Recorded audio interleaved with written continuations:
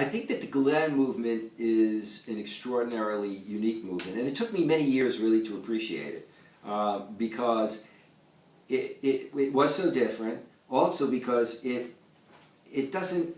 advertise itself. So you have a movement that is having a significant impact locally and globally,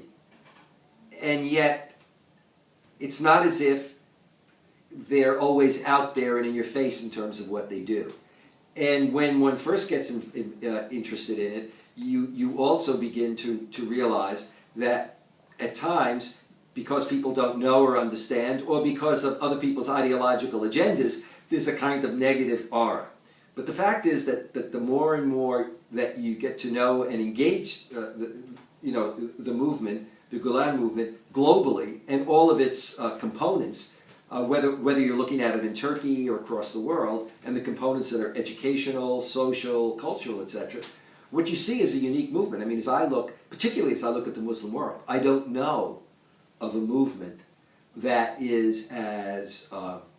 diverse in its impact in terms of countries, in terms of sectors of society, but also in terms of the areas that it has an impact, i.e.,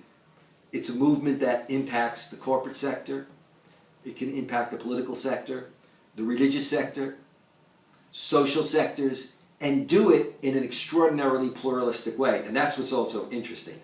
When you get your average Muslim movement, social movement, whatever, too often its focus is not as universal as it should be. Some are now beginning to make an adaptation, but none has the track record. 1,500 schools across the world, various forums, Rumi, Niagara, interreligious, all across the world, and doing that in a way that is able to, at least as I've seen them in cities, when I meet audiences, they pull in sectors of society in a community where I kind of wonder, how did they get these people to come here? So I think it's a very, very significant movement in terms of its long-term impact, but also I think it's one that